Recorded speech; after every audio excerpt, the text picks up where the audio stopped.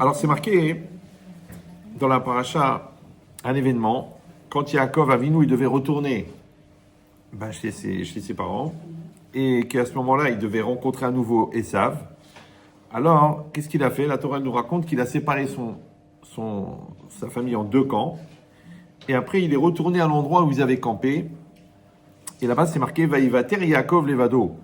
Yaakov s'est retrouvé seul, Vaïa avec Ish Imo, il s'est battu avec un homme s'est battu avec lui, Ad Alot HaShachar jusqu'au matin. Vayar Kilo Yacholo, donc c'est cette personne-là qui l'a attaqué, elle a vu qu'elle n'arrivait pas à gagner. Vaïga Kafrecho, alors elle a touché Kafirecho, ça veut dire c'est la hanche. Vateka Kafirecho, alors à ce moment-là elle a été frappée. Kafirech Yaakov, de Yaakov, Yavko Imo, lorsqu'il est battu, il s'est battu avec lui. Vayomer, donc on a compris que c'est un bandit qui a attaqué Yaakov pendant toute la nuit, ils se sont battus, et que d'un seul coup, le bandit lui dit Shalcheni, envoie-moi. Donc c'est rare que les bandits demandent la permission de partir. Qui alla Shachar, parce que le matin s'est levé. Bon, on a compris que le bandit est un vampire, il ne supporte pas la lumière du jour. Vayomer lo ashalechacha, je ne t'enverrai pas. Ki im berartani. Maintenant, Yaakov, il demande une bracha de celui qui l'a agressé. Encore plus bizarre. Vayomer Elav, il lui dit Ma shemcha, quel est ton nom? Vayomer Yaakov. Il dit c'est Yaakov. Vayomer lo Yaakov yamer od shimcha, ton nom ne sera plus Yaakov, ki im Israël, mais ça sera Israël. Pourquoi? Ki sarita im Elohim ve'im anashim vatuchal, parce que tu as résidé avec des dieux et avec des hommes. Vatuchal, et tu as réussi. Vaishal Yaakov, Yaakov a demandé, Vayomer Agidana Shimcha. Maintenant, c'est Yaakov qui demande à cette personne-là son nom. Vayomer, l'autre lui répond, Lama Zetishal Lishmi, pourquoi tu demandes mon nom? Vaïvarechoto, et il l'a béni là-bas. Voilà, ça c'est fini. Bon, j'espère que ça vous a plu. Maintenant, il y a une série de questions qui vont nous permettre, Bezrat Hashem, de comprendre un petit peu le sujet. Quand c'est marqué Vaïvater Yaakov Levado, la Torah nous précise que Yaakov est seul. Pourquoi? Pourquoi c'est important? Après, qu'est-ce que c'est ce langage Vaïa avec Ish Imo, qu'un homme s'est battu avec lui? On sait que Vaïa avec, en vérité, c'est Avak. Avak, c'est la poussière. En Rashi dit quand deux personnes se battent, elles soulèvent de la poussière. C'est pour ça qu'on a employé ce langage de Vaïa avec. Mais en vérité, il y a des autres langages pour les bagarres. Vaïa arrive, ils se sont battus. Donc pourquoi est-ce que la Torah elle a choisi un mot comme ça qui en fait lui-même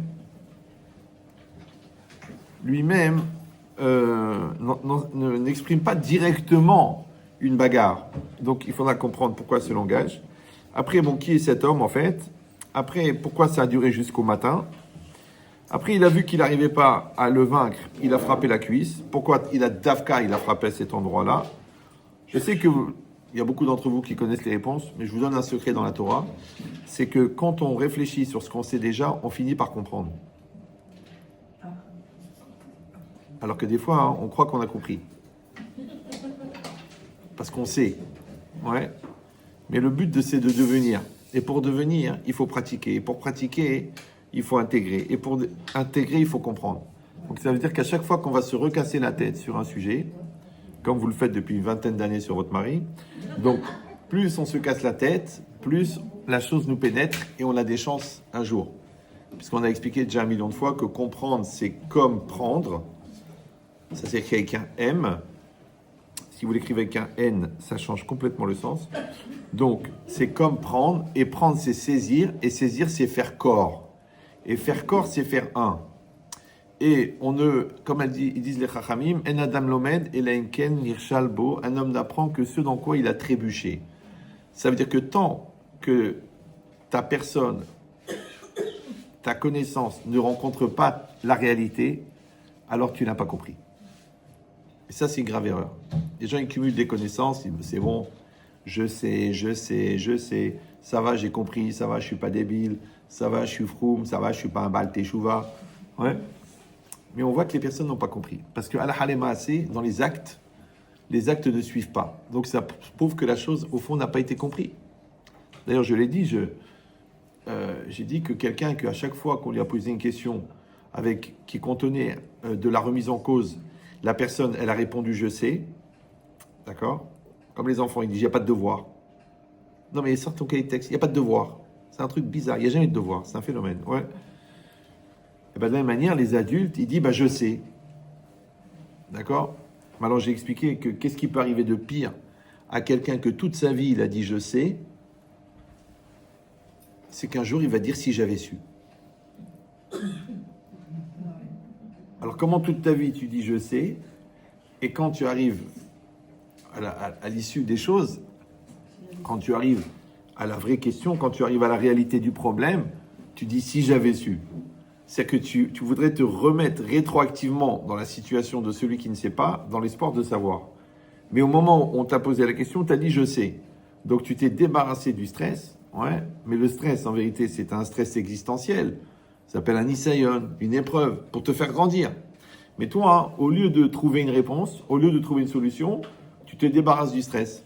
C'est comme si le signe d'alarme il s'allume, donc ça veut dire qu'il y a le feu, et toi qu'est-ce que tu fais? Tu enlèves l'ampoule. Ah, tu dis ah ça va mieux. Oh bah au Hachem. Oh là là, j'ai eu peur, j'ai cru qu'il y avait un incendie. Ouais. Donc tu vois des signes bizarres chez tes enfants, il faut en tenir compte. Non, toi tu dis Hazvé Shalom, l'arlinu, simtilenu, tu remanges des mezuzot. Non, s'il y a des signes, il faut en tenir compte. C'est pour ça qu'on a créé les signes. Les signes dans le couple, les signes dans ton corps. Ton corps, il t'envoie des signes.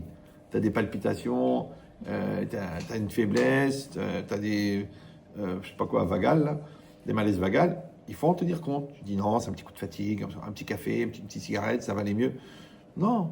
Après le médecin, ah, c'est dommage que vous n'êtes pas venu plus tôt, la chose s'est déplacée. Heureusement que vous avez de l'humour parce que tu meurs de rire.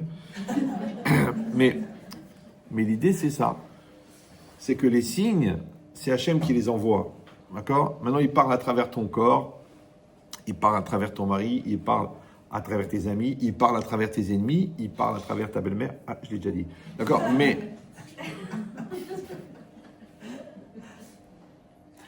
j'ai rien contre les belles-mères, mais Adam Arishon n'en a pas eu et il a vécu longtemps.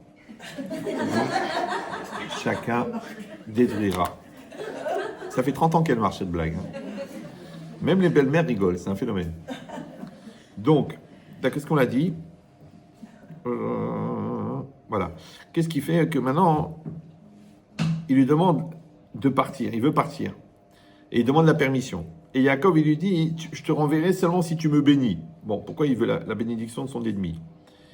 Et après, au lieu de lui répondre et de le bénir, il lui demande son nom. Bon, il lui dit qu'il s'appelle Yaakov. Il dit, non, tu t'appelleras plus Yaakov, alors tu t'appelleras Israël. Bon. À ce moment-là, il lui dit, bon, il lui dit, ok, il lui demande son nom, il dit, pourquoi tu me demandes? Et il le bénit. Et il s'en va. Voilà. Donc là, ça veut dire qu'on n'a rien compris. C'est bien. Oui. C'était le but. Le but, c'est ça. Non, parce que le pouvoir de comprendre, il vient d'abord du constat de ne pas comprendre. C'est que celui qui accepte qu'il n'a pas compris, peut-être il comprendra. Mais celui qui croit qu'il a compris, il ne comprendra jamais. Il se met dans une espèce de confort qui fait que ça l'empêche de réfléchir, de se remettre en cause, de définir, de donner des définitions. Donc c'est pour ça qu'on a besoin d'abord de la question et ensuite de la réponse.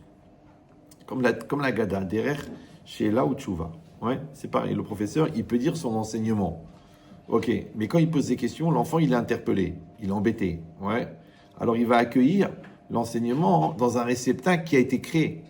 Ça s'appelle le contexte.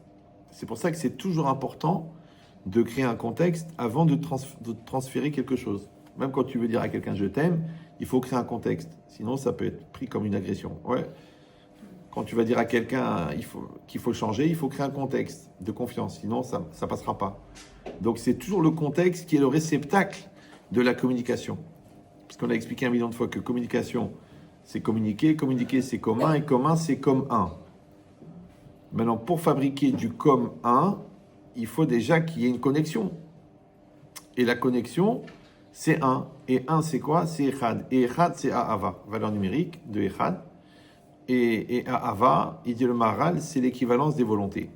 Et la volonté, c'est le véhicule de l'existence.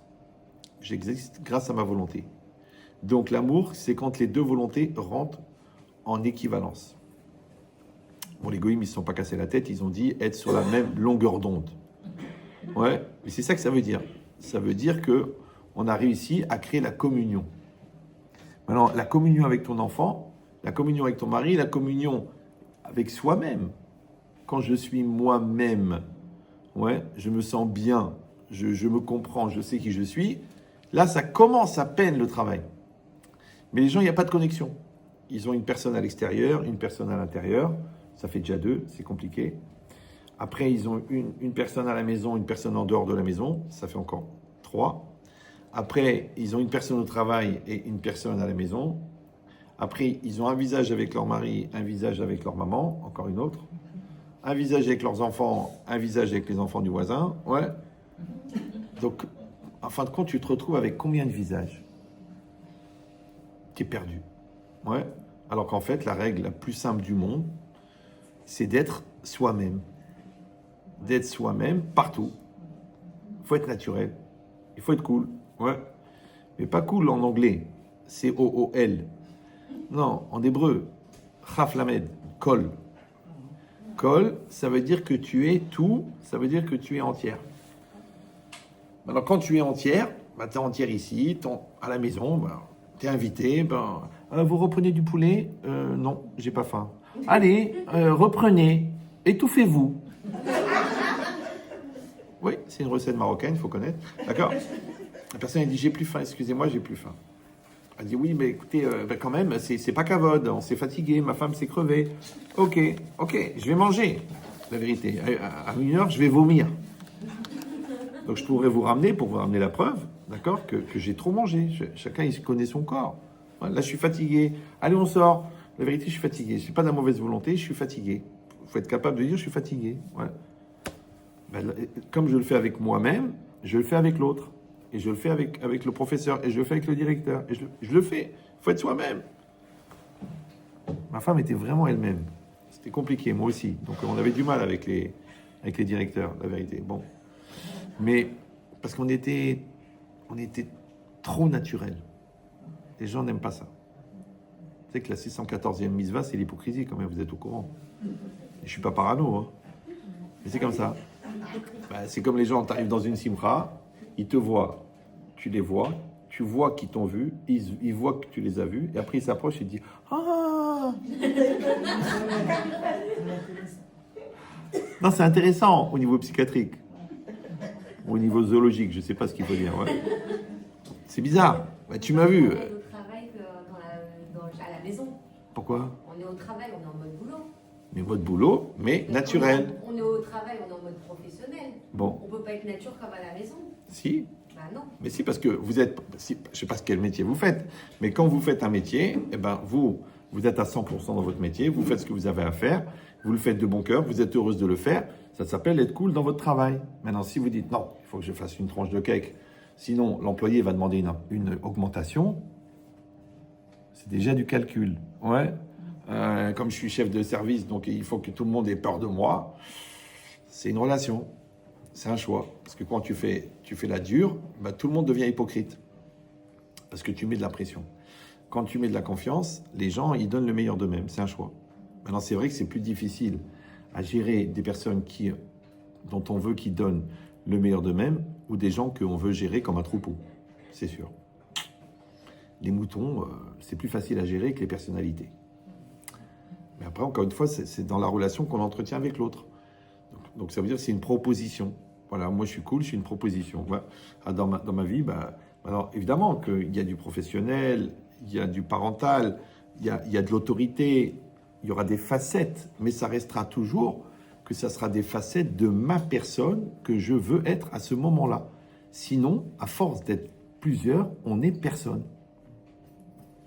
C'est très dangereux. Il y a des gens, ils ne savent pas qui ils sont. Je suis perdu, c'est un phénomène. Pourquoi? Parce que l'homme a une capacité d'adaptation extraordinaire, l'homme et la femme. Donc on va avoir une tête différente à chaque endroit, et c'est dangereux. C'est un phénomène en psychologie qui s'appelle le caméléon, puisqu'il s'adapte au milieu ambiant, et souvent il s'appelle Léon, et souvent il est... Oui. Voilà. J'ai quand même tenu 4 minutes sans faire une blague, ce qui est un record. Mais l'idée c'est ça. Mais je ne sais pas pourquoi vous me faites changer de sujet.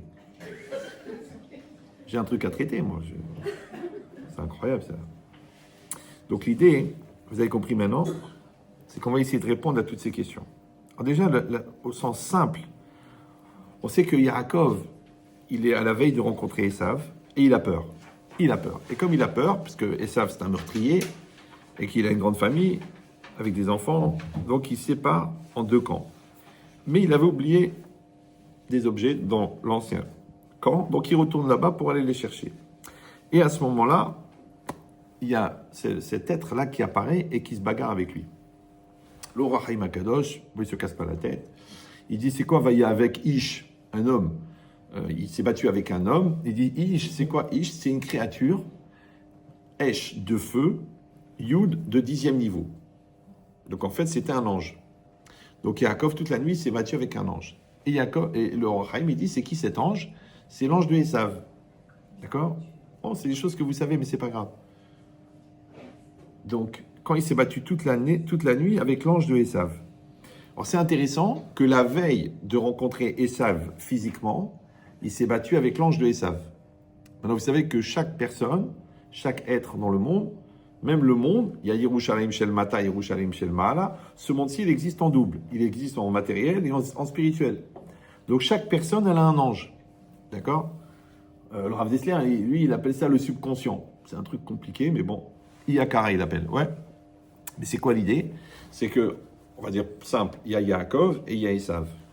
Maintenant, l'ange de Esav, c'est le Yetzerara. D'accord? Bon. Ça veut dire que Esav, c'est la représentativité physique du Yetzerara. Ça va être aussi le mise en application des impulsions données par le Yetzerara. C'est que quand tu veux savoir c'est quoi le Yetzerara, tu regardes Esav. Facile. Et en face, il y a Yaakov. Maintenant, qui est l'ange de Yaakov? Gabriel, Michael. Non, il n'y a pas d'ange. C'est Akadosh Baruch Hu. Faut suivre, mamie. Bon. Donc l'ange de Yaakov, des Béné Israël, c'est directement Hachem. C'est-à-dire, on est directement sous l'autorité. D'accord? Donc évidemment, d'un côté c'est bien, parce que c'est une protection extraordinaire. D'un autre côté, ça exige un niveau de maturité incroyable, parce que là, tu es en direct avec le patron, avec le roi.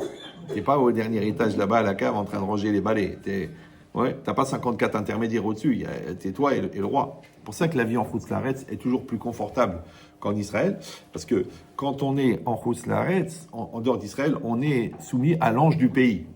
Alors que quand on est en Israël, Ene Hashem al Haaretz, on est directement soumis à Dieu. C'est pour ça que la vie en Israël, elle est différente, l'ashgacha, l'intervention divine, le bitachon, la relation avec l'argent, avec les nerfs, avec les avérotes, avec les mitzvot, le yitzhara, il est différent.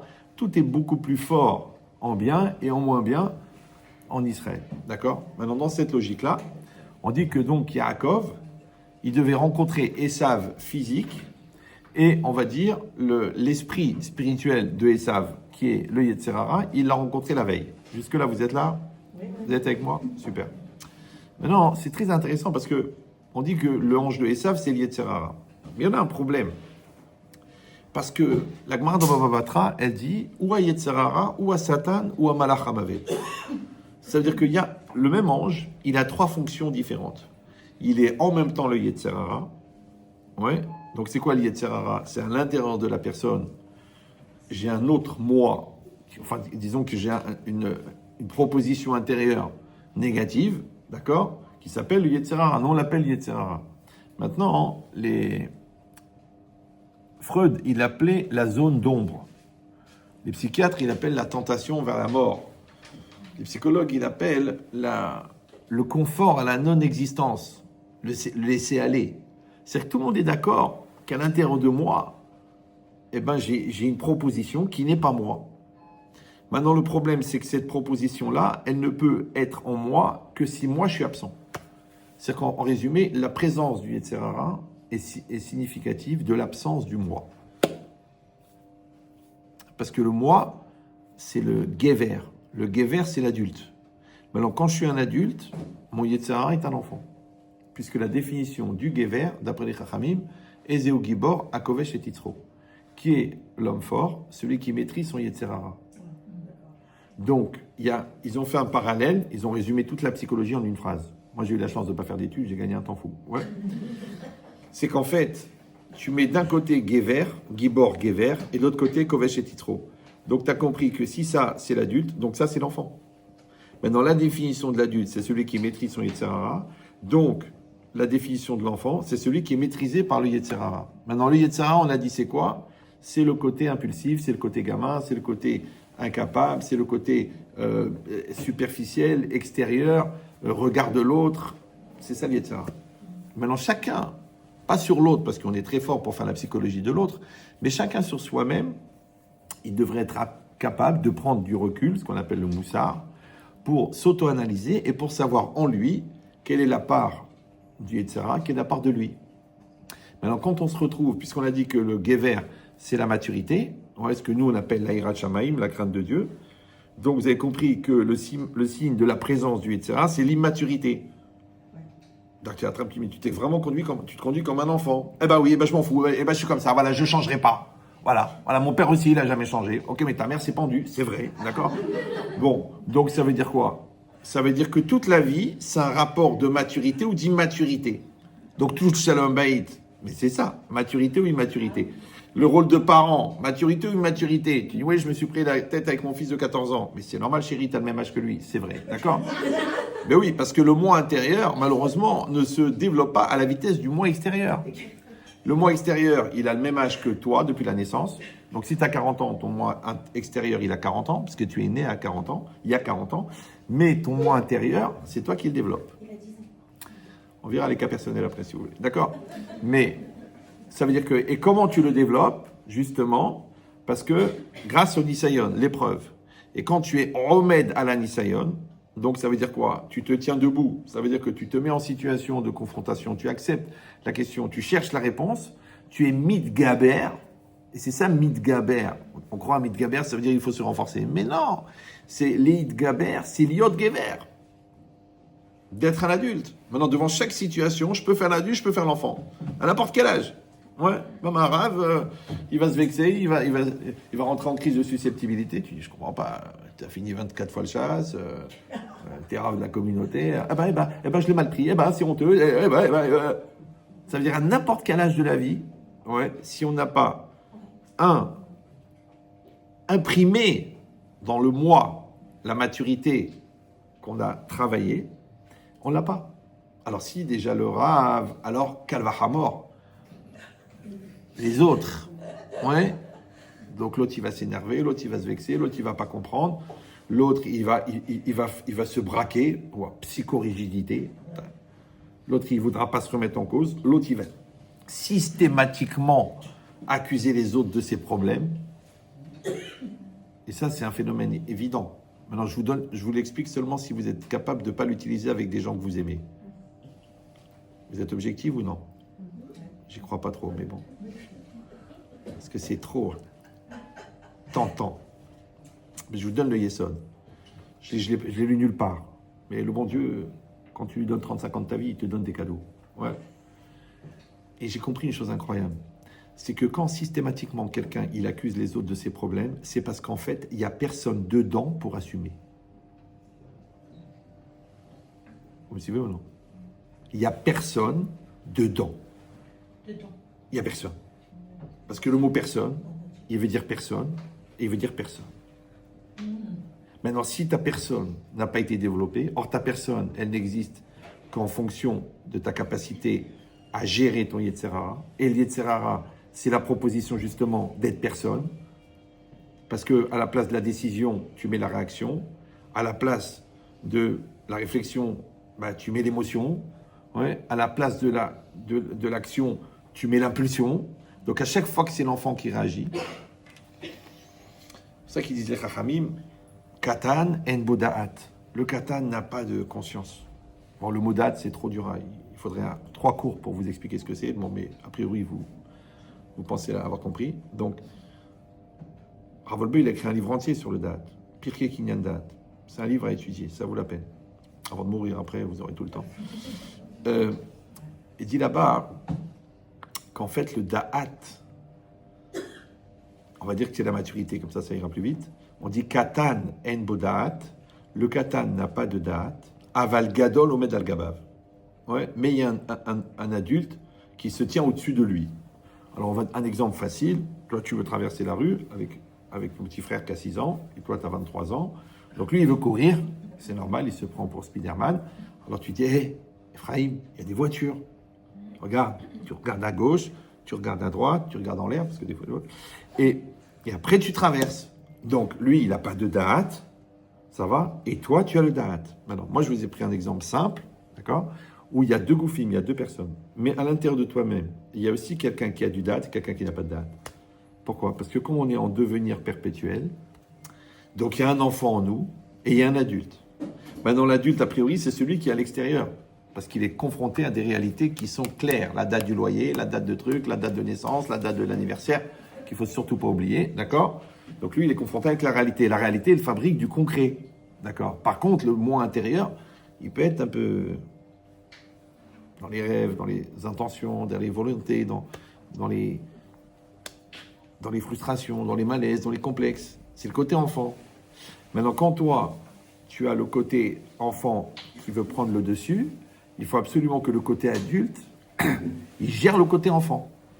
Donc c'est ça ce qu'on dit Katan en Bodat, Aval Gadol, Omed al Gabav. D'accord? Donc vous avez remarqué que moi je ne parle pas de l'autre. Je parle de moi-même. Vous me suivez ou non? Donc vous aussi faites l'effort s'il vous plaît, que quand je vous parle, arrêtez de penser à quelqu'un d'autre. Vous me fatiguez.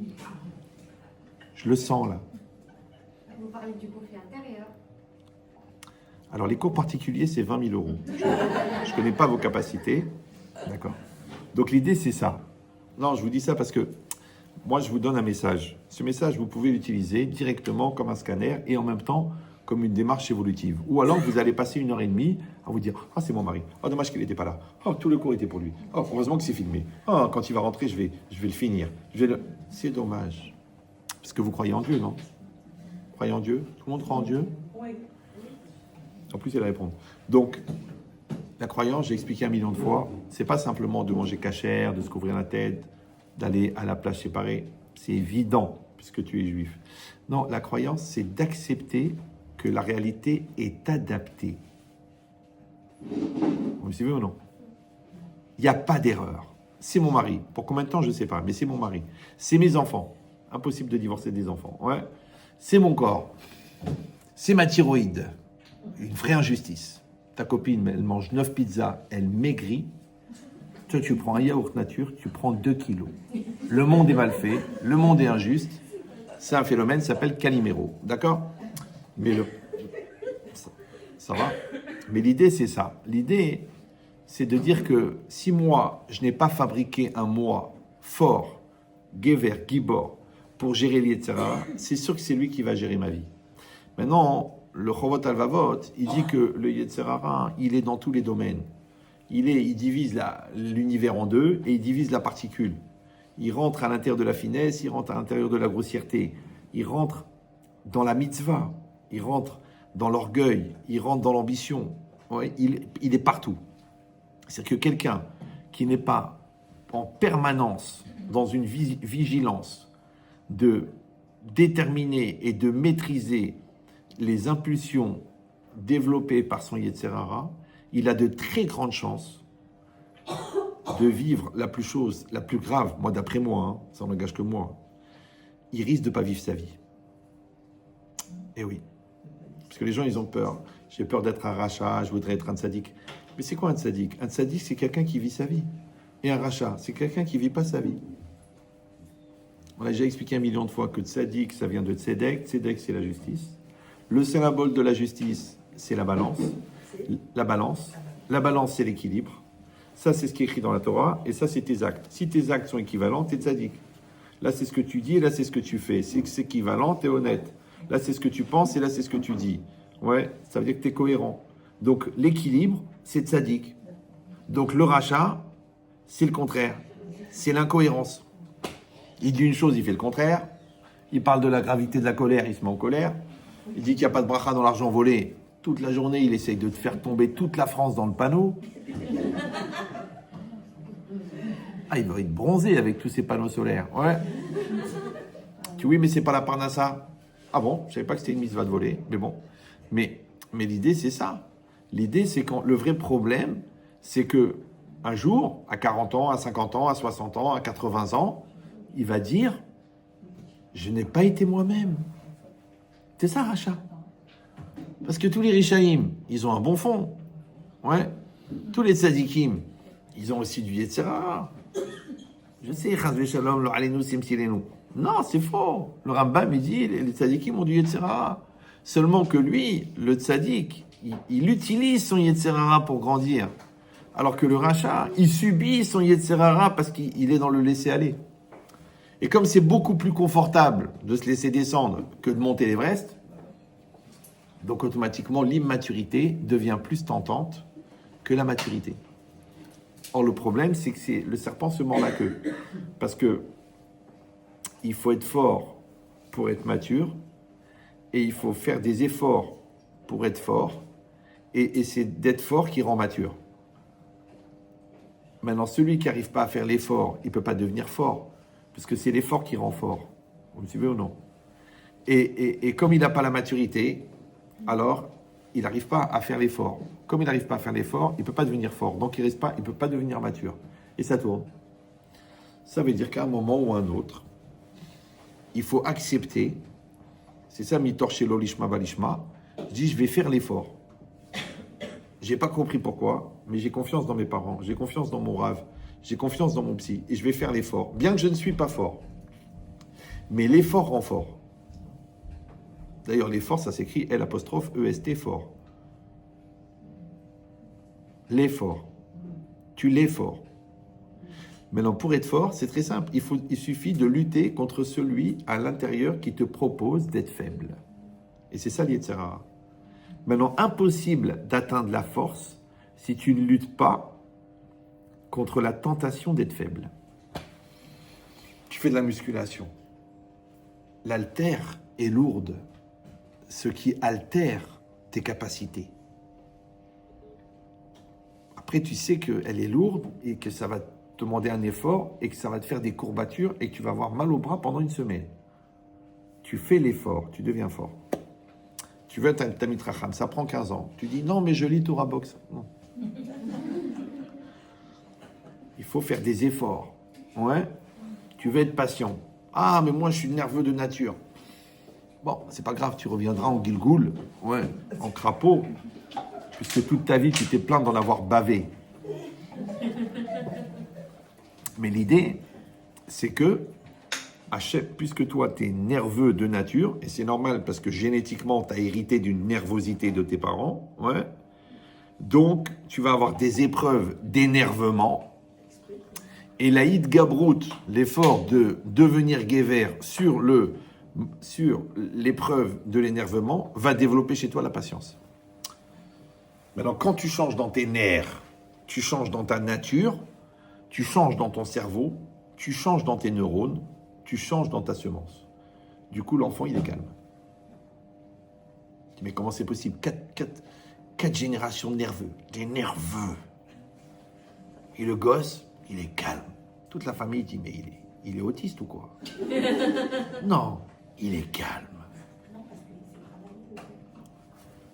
Ça s'hérite. Parce que si vous croyez au patrimoine génétique physique, tu as les hanches de ta grand-mère, tu as le nez de ton grand-père, ça s'hérite. Donc, pourquoi il n'y aurait pas aussi un patrimoine génétique psychologique? Vous savez bien que quand il y a eu 2 ou 3 personnes en dépression dans la famille, il y a une probabilité que la personne elle soit à tendance dépressive, pour le moins. C'est normal, ça s'hérite. Et de la même manière, il y a un patrimoine génétique spirituel. C'est-à-dire que les mitzvot des parents, les mitzvot des grands-parents, les mitzvot des arrière-grands-parents, on en hérite. Ça s'appelle Srut Avot. Ça va?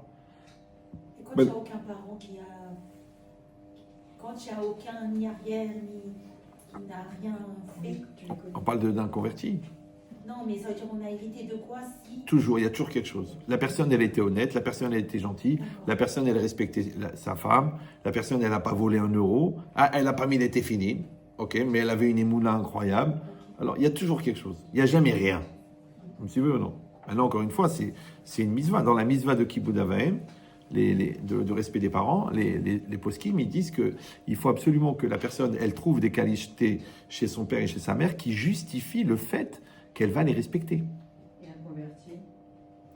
lui, il doit aller à chercher à l'intérieur de lui-même. Parce que d'un côté, il est pas dans la chaîne de Avraham, Yitzhak et Yaakov, mais d'un autre côté, c'est sûr que c'est une âme qui est passée par des vies juives et qui revient dans un corps de non-juif, mais avec une impulsion juive. Donc, à l'intérieur de lui-même, il doit avoir cette recherche-là et il va trouver les mêmes énergies. Mais seulement que ça peut être plus dur. Parce que s'il le vit avec un complexe, donc ça bouche le canal. S'il le vit avec amour, il va trouver des choses incroyables. Et bien que Onkelos, c'est un converti. Alors comment quelqu'un qui a écrit une traduction de la Torah, que quand il l'a sortie, la terre d'Israël, elle s'est soulevée, elle s'est déplacée, elle est revenue. Donc, un gars de valeur. Vous me suivez ou non? Voilà. Maintenant, tout ça pour vous dire que ça, c'est le Yetzer Hara qui est à l'intérieur de la personne. Et tout le monde en a un, même les tzadikim. Après, il y a le Satan. Deuxième facette de l'ange, le Satan. C'est quoi le Satan? C'est celui à l'extérieur qui va organiser la vera. Toi, tu veux voler la pomme, mais le vendeur, il te regarde comme ça. Donc, tu ne peux pas voler. Donc, qu'est-ce qu'il fait, le Satan? Il organise qu'il y a un camion-citerne qui rentre dans la boutique d'à côté, ça fait un bruit de malade, le vendeur, il lève la tête, il tourne la tête, et toi, tu prends la pomme. Tu dis, Baruch ha-Satan, que j'ai pu voler. D'accord? C'est-à-dire que les gens, ils disent, oui, j'ai embrouillé un client, je lui ai pris 20 000 euros. Mais Yabrel, c'était une occasion d'être honnête. Ah, l'autre, il m'a énervé, il faut voir ce que je lui ai mis dans la tête. Mais Yabrel, c'était une occasion d'être patient. Oui, mais l'autre, il m'a vexé. Eh ben, c'était une occasion de travailler ton ego. Et toi, qu'est-ce que tu as fait? Tu es content d'avoir réagi en fonction de ton Yetzer Hara. Maintenant, il faut savoir une chose. Le Rav de Conforama, de Bricorama l'a dit, tout ce qui est entretenu dure. Et tout ce qui dure est entretenu. Vous me suivez? Une maison, tu l'entretiens, elle dure. Une voiture, tu l'entretiens, elle dure. Un couple, tu l'entretiens, il dure. Une amitié, tu l'entretiens, il dure. Ta religiosité, tu l'entretiens, elle dure. Attention. Ta dépression, tu l'entretiens, elle dure. Ta psychorigidité, tu l'entretiens, elle dure. Ta bêtise, tu l'entretiens, elle dure. J'ai dit ça dans... J'ai dit, je suis choqué des efforts que les gens fournissent pour maintenir leur angoisse.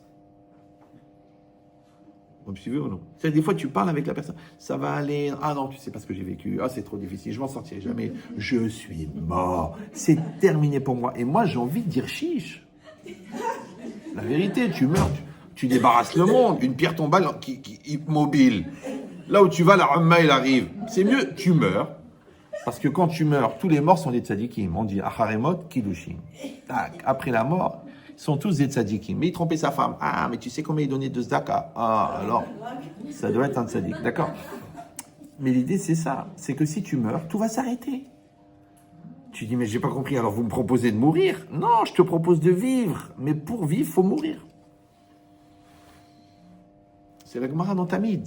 Daflamet bête, lève, c'est facile de se rappeler. Arot Selichiot Yamout, celui qui veut vivre doit mourir. Moi, je me dis, mais j'ai pas envie de mourir, c'est quoi? C'est un centre de formation pour le djihad ou quoi? Non, pas du tout. Restez calme. Ouais. C'est qu'en fait, pour vivre le meilleur de toi, il faut tuer le mauvais qui est en toi. C'est-à-dire que pour être courageux, il faut tuer le peureux. Pour être travailleur, il faut tuer le glandeur. Pour être intelligent, il faut tuer l'imbécile. Ouais. C'est-à-dire, tu te rends compte le nombre de personnes que tu dois tuer pour être quelqu'un de bien? C'est pour ça que les vrais brels, comment on les reconnaît? Parce qu'il te dit, bon, ça va, j'ai tué personne. C'est ça ton problème. Tu as tué personne. Et quand la personne, elle a tué personne, les personnes qui lui rappellent qu'elle a oublié de tuer ce qui est mauvais en elle, elle les tue. Tous les assassins, c'est des gens qui vont tuer les gens qui les obligent à se regarder ou qui les regardent. Vous me suivez ou non? Pourquoi? Parce que le regard de l'autre, derrière, il y a une conscience. Et la conscience, tu la supportes pas parce que tu fuis la tienne. Maintenant, quand toi, tu acceptes la conscience, en fait, tu acceptes la maturité, tu acceptes le recul, tu acceptes la projection, tu acceptes de t'auto-juger, de t'auto-analyser, tout va très bien. C'est-à-dire que toi, si tu es en situation de te juger toi-même, quand l'autre te juge, ça ne te dérange pas. C'est comme si toi, tu as une tâche ici, ça peut arriver. Bon, tu as ton tailleur nickel, Dior, tu dois partir tout de suite à Chéron Poulenc pour aller prendre ton poste de directrice du développement. Et puis bon, tu as accouché il y a 15 jours, la petite Jennifer, elle a fait un roux. Ça peut arriver, d'accord? Et hop, il y a une petite tache. Mais non, c'est un phénomène bizarre. On va faire l'analyse psychiatrique. Si toi, avant de sortir, tu vois la tache, tu dis, oh mince, une tache. Tu dis, Raïm, je t'en prie, donne-moi un mouchoir, tu essuies. Bon, ça tombe bien, c'est juste au-dessus de la poche, donc tu te mets un petit foulard comme ça. Comme ça, nickel, tu sors, t'es tranquille. Bon, mais tu as vu la tache. Évidemment, il se passe ce qui se passe. Du coup, dans la journée, bah, tu l'enlèves, le truc, parce que tu dois essuyer quelque chose, ou tu dois te moucher, j'en sais rien. Et là, la tache, elle apparaît. Mais toi, tu l'as oublié. Quelqu'un, il vient et te dit, oh là là, la tache. Toi, tu crois qu'il parle de toi. Non, il parle de la tâche, d'accord? Donc, pourquoi ça, tu ne te vexes pas? Parce que tu savais qu'il y avait une tâche. Tu as accepté qu'il y avait une tâche. Tu as assumé qu'il y avait une tâche. D'accord? Donc, d'où elle vient la susceptibilité, la vexation, les complexes, les malaises? Parce que tu refuses. Vous me suivez ou non? Comme si la personne, elle est blonde. Et quelqu'un lui dit, oui, t'es brune. Sale brune. L'autre t'a dit, franchement, tu te sens pas vexé? Non, parce que je suis blonde. Donc, c'est pas ma définition. Super. Donc, si quelqu'un te dit khmara, pourquoi tu te vexes? Parce qu'a priori, c'est pas ta définition. Et lama, tu doutes. Peut-être je suis un peu khmara. Peut-être je suis un petit peu débile. Ça veut dire que tu n'as pas développer la connaissance de toi, la maîtrise de toi, le respect de toi, la valorisation de toi. Tu n'as pas compris que tu es un diamant. Donc comme tu ne sais pas que tu es un diamant, ou alors que tu doutes, parce qu'il y a des gens qui pensent que se perfectionner, c'est être perpétuellement dans l'idée que je suis nul, ce qui est une grave erreur. Quand les gens qui pensent que c'est de l'orgueil de savoir qui on est, j'espère qu'il a le bon. Par exemple, moi je parle bien. Bon, je sais que je parle bien. Ça fait 35 ans que je parle. Vous allez dire, pour qui il se prend? Ben, il se prend pour lui. Maintenant, si je vais dire je cuisine bien, je ne sais pas. Je peux faire une omelette et oublier les œufs. Ouais. Mais je sais que je parle bien. Pourquoi? Parce que c'est le fruit d'un travail. Donc, je parle bien. Donc, ça s'appelle la connaissance de soi. Ce n'est pas de l'orgueil. L'orgueil, c'est quand tu penses que tu es plus que ce que tu es. Par exemple, si tu vas dire je suis le meilleur darshan du monde. C'est exagéré. Ouais. Ou tu dis je suis le pire. Parce que tu attends que les gens disent oh non, vous êtes bon quand même. Ouais. Donc quand tu penses que tu es le meilleur ou que tu penses que tu es le pire, dans les deux cas, c'est de l'orgueil. Mais quand tu es ce que tu es, ça s'appelle la Hanava. Parce qu'un Makir et Mekomo, ouais, il connaît sa place. Si ta place c'est d'être bon, t'es bon. Si ta place c'est d'être prof, t'es prof. Si ta place c'est d'être directeur, c'est directeur. Tu dis non, j'ose pas, je veux pas m'imposer. Mais après, c'est ton métier. C'est ton rôle, t'es même payé pour ça. Oui, mais c'est honteux, j'ai l'air de quoi devant les élèves? Mais je comprends pas si les enfants sont plus âgés que toi au niveau mental. Vous savez pourquoi les enfants sont des enfants? Parce que les parents sont des parents. Mais quand les parents font les enfants ils font les parents. Après ils disent oui, c'est une génération de chutzpah. Mais quel chutzpah? Quand il y a la présence, il y a la prestance, il y a le charisme, il tremble. Il peut pas. C'est son père, c'est sa mère.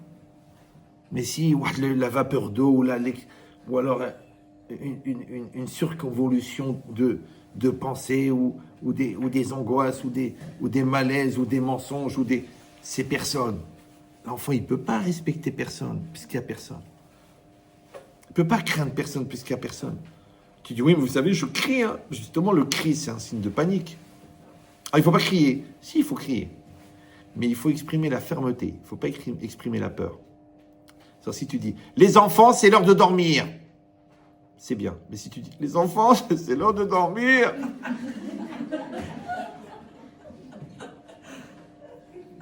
Les enfants, ils se regardent, ils disent, celle-là, on va la bouffer. Vivante. On se couche à minuit ce soir. Parce que, pourquoi ils ne veulent pas aller dormir? Parce qu'ils ont peur du noir. Et toi, tu es censé les rassurer. Mais comme ils voient que tu pleures, ils disent quoi? Celle-là, elle a plus peur que nous. Comment on va faire?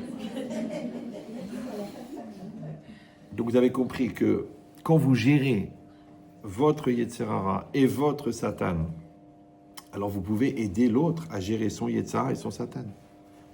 C'est ça qu'on dit qu'avant d'éduquer l'enfant qui est devant toi, il faut que tu éduques l'enfant qui est en toi.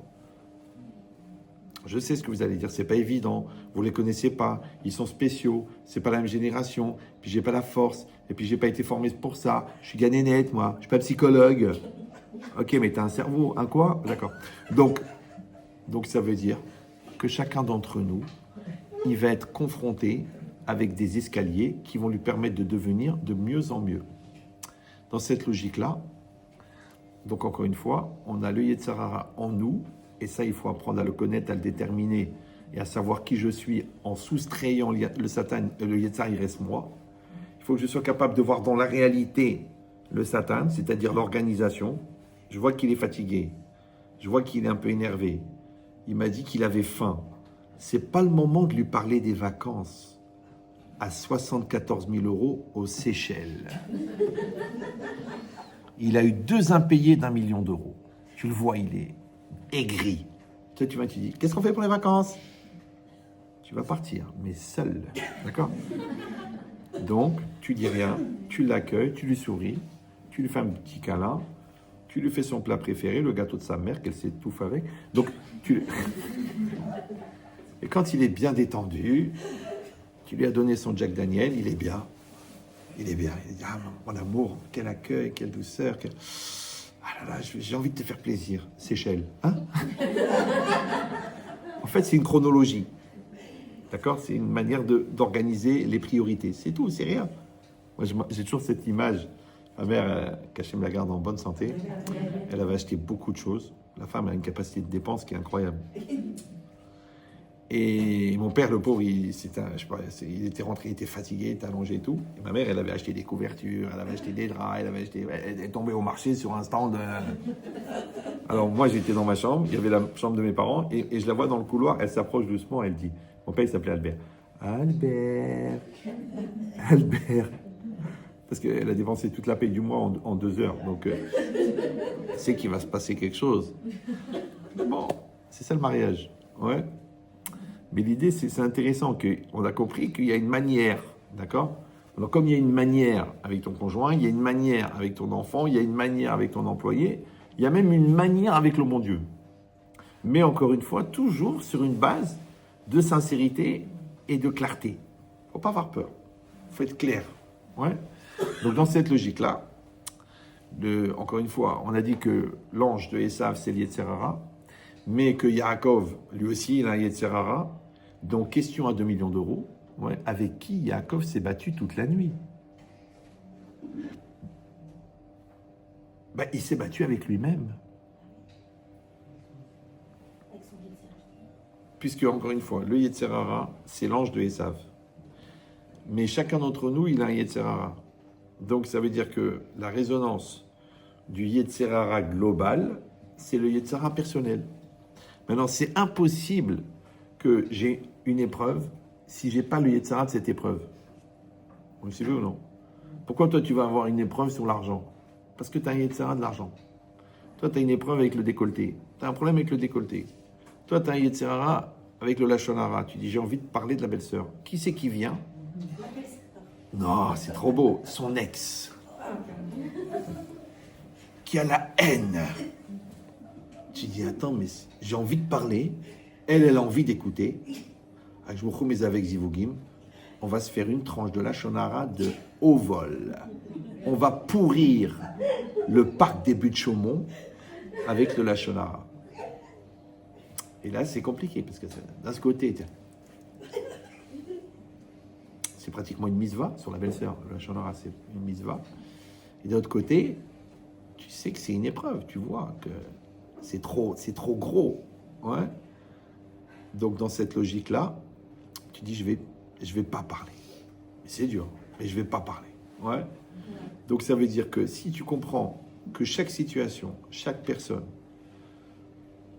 des gens que tu aimes, des gens que tu n'aimes pas, ils sont là pour te faire grandir. Donc, c'est seulement le problème, c'est qui c'est qui va réagir en toi? L'enfant, impulsion, nerfs, angoisse, gros mots, ouais. Ou l'adulte qui va dire, attends, analyse la situation. C'est quand même bizarre.